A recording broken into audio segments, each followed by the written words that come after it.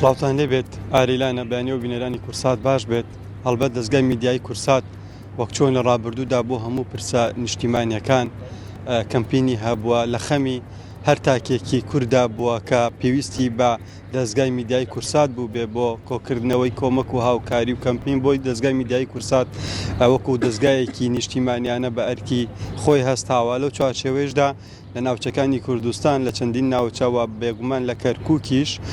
لەلایەن لەگەڵ بە هاوکاری لەگەڵ ڕێکخراوی منداڵپارێزی کوردستان سندوقدانراوە بۆ کۆکردنەوەی هاوکاری بۆ بەناوی یەک دەنگ بۆ ڕۆژئاوا بۆ کوردانی ڕۆژئاوا بۆ براو خوشکانی شەروان و هاوڵاتیانی کوردی ڕۆژئاوا ئەوانەی کە پێویستیان بەم کۆمەک و هاوکاری و کەمپینانەیە کە لەلایەن دەستگای میدیایی کورساتەوە ڕاگەندراوە بێگومان شوێنەکەی لە سەعاتدەوە کەمپینی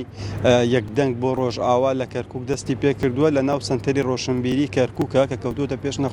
بەرامبەر نەخۆشخانەی ئازادی لەسەر ڕێگای کەرکووک سلێمانیە بۆ قسەکردن لەسەر ئەم کەمپینە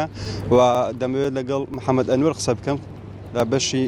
میدیای ڕێکخراوی منداڵپارێزی کوردستان سوپاس بە ئامادەبوون کاک محەممەد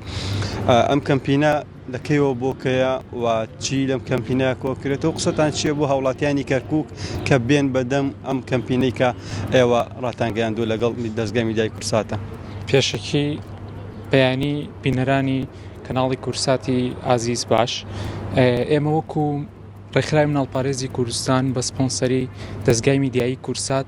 هەساین بە ئەنجامدانی کەمپینێک بۆ کۆکردنەوەی هاوکاری بۆ مناڵانی لە قەوماوی ڕۆژاوای کوردستان و داواکاری ئێمە بۆ خەڵکی ئازیز و مرۆڤ دۆستی شاری کەرکووک ئەوەیە بە گەڕوتینەوە بێن بەرە و پیری کەمپینەکەی ئێمە بۆ ئەوەی کە بتوانین هەرچەنە لە ئاستێکی بچووکیشدا بێت بڕێک لە ئازار و ناخۆشیەکانی مناڵانی ڕۆژاوای کوردستان کەم بکەینەوە و لەم دۆخەیە بتوانین ببین بە فریاد ڕاستیان و ئەرکی مێژووی و مرۆڤ دۆستی خۆمان ڕاپەڕێنین لە هەمان کاتە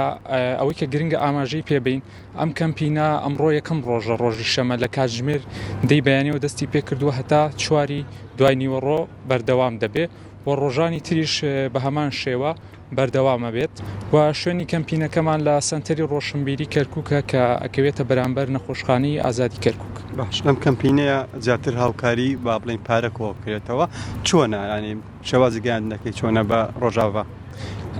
ئەوەی کە لەم کەمپینەیە کۆکرێتەوە تەنها هاوکاری داراییە و ئەم هاوکاریە داراییە بە دوو شێوە کۆکرێتەوە کە لە ڕێگەی ئۆنلاینەوە ئەو ژمارە بانکیانی کە دامان ناون و هەروەها بە ڕێگەی کاش لێرە لە سنتەری ڕۆشنبیری لە کەرکووک کۆکرێتەوە و دواتریش دوای تەواوبوونی کەمپینەکە هاوڕێیانمان بەپێی ئەو پێویستیانەی کە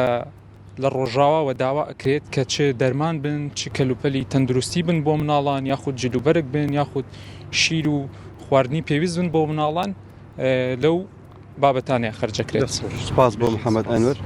لە بەشی ڕێکخراوی منداڵپارێزی ئۆفیسی کەرکووک. ئاریلانە ئەمە زانیاریەکان بوو دەمەوێت تەنها ناو نیشانەکەی دووبارە بکەمەوە لە ناو سنتەری ڕۆشنبیری کەرکووکە بەرامبەر نەخۆشخانەی ئازادی لەسەر ڕێگای کەرکووک سلێمانی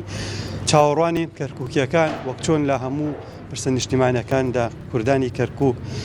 خەمی هەر چوار پارچەی کوردستان بە خەمی خۆیان زانیوە بێن بەدەم ئەم کەمپینەوە تاواکو بە یەک دەنگ بتوانین باشترین کەمپین بۆ کوردانی ڕۆژئاوا بکەین و لەو بار و دۆخەی چنە بێڕزگاریان بکەین و ببینە بەشێک لەوەی کە پێداویستەکانیان پێپڕ بکرێتەوە. دەست خۆش زۆر